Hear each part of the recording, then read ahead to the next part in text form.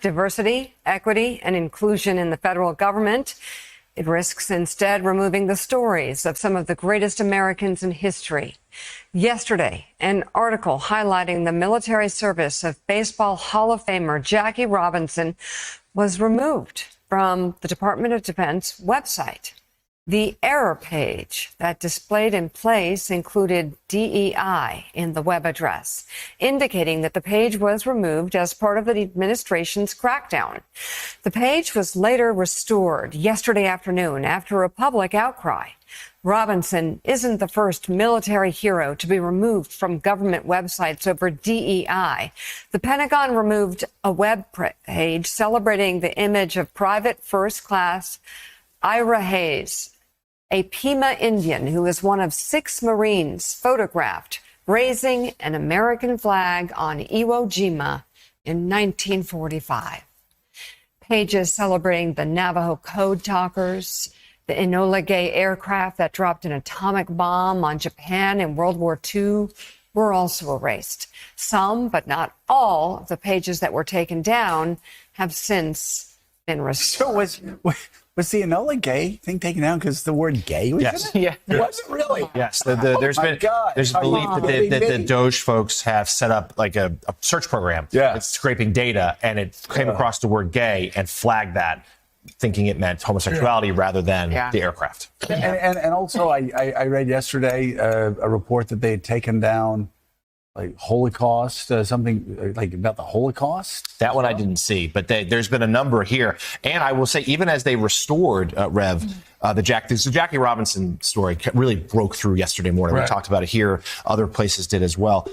But even the Pentagon press secretary, when he was answering questions about this, though, did still made sure to attack DEI programs in the response, sort of saying that's still not what we believe in. You know, Jackie Robinson simply being honored for his, for his heroic work, but still suggesting, and like Tuskegee Airmen, another one. Obviously what makes them unique is their race is partially why their story is so inspiring. And at least right now, the Pentagon, the DoD official policy is no, that's not it. Well, when Charles Rogers, a Vietnam Medal of Honor winner, taken down, we saw Arlington National Cemetery, had all of a sudden over the weekend, the blacks that were in the cemetery that came off the webpage. I think that this whole anti-DEI thing that they have now made look like it's just blacks, white women, LGBTQ, disabled, all have benefited from this. And the fact that they've had this big sweep of all of any diversity is really robbing this country of a lot of its story. Jackie Robinson not only was the first person of color, black, to play Major League Baseball, 13 years before Rosa Parks refused to ride in a segregated bus. Jackie Robinson did that in the military. Yeah. And I remember as a kid, I was maybe 13, my mother, Jesse Jackson, who I was youth director of his New York branch, brought my mother and I to his home in Stamford for a Daytop Village fundraiser. My mother felt that she was in the presence of somebody immortal. That's who Jackie Robinson was. To take him down in the name of DEI, he didn't get where he got because they had some kind of diversity program. He merited that. And it's the most racist thing in the world to act like these people who put their lives on the line in the military only got there because somebody did something extra for them. No, they earned it. So, I mean, Jackie Robinson is a first ballot American hero. That's right. Yeah. Nice story. And the thing is it's like Jackie Robinson's story is inspiring to Black Americans. Jackie Robinson's story is inspiring to white Americans, to Hispanic Americans, to Tuskegee Airmen. The thing is, you take a group of people who are treated as second, third-class citizens, and you see what they do when the war comes, and they rise up against all odds and do great things. That is a universal story and a message. There's a reason why, I teared up and a lot of people teared up, watching the Jackie Robinson story. And there's a reason why people are so inspired. People of all races go. Our friend John Ridley had a story about the Tuskegee Airmen. People, it wasn't just black people watching that story. You watch the story because your kid sees it and you say, look, there are people that faced insurmountable odds. They were treated as second-class, third-class citizens in their own country. They still went and they fought for the country they loved.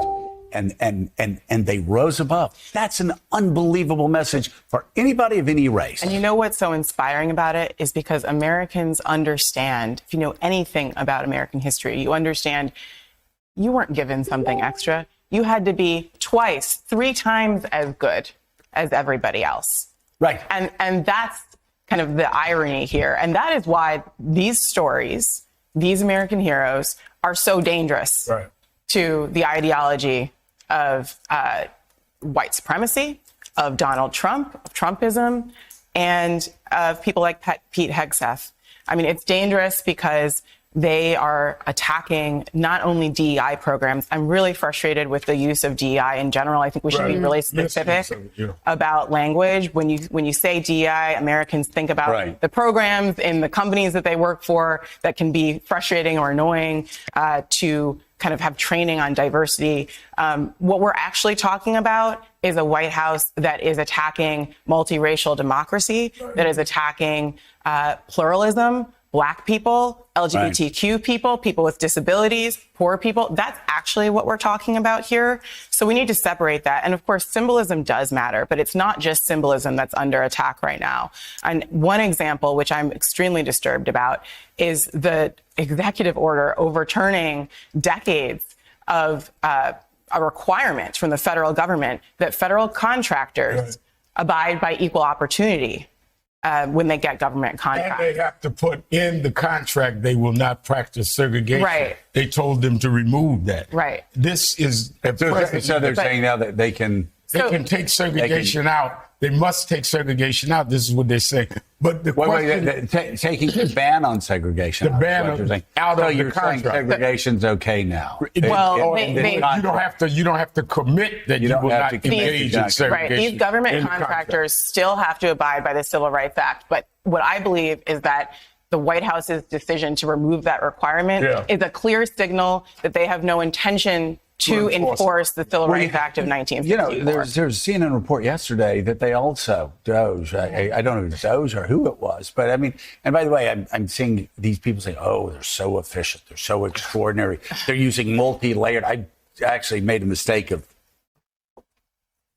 going on Instagram for 5 minutes yesterday, and somebody that I know, oh, Doge is using multi-layered facets of to scrape through it. It's going to reveal that, you know, all this corruption because it's so ruthlessly efficient. It's just the opposite. CNN report yesterday, they took down websites like on Holocaust remembrance, September 11th, suicide prevention for our vets. Again, what's with the war on vets? Sexual assault. Something that Joni Ernst used to be concerned about in the military. She claimed to be, and then some people got upset at her, because she wanted to raise questions about that with Pete Hegseth. And so I hope that she's still there. I mean, this is like something. This is a page. It would be great for Joni Ernst to say, hey, you know what?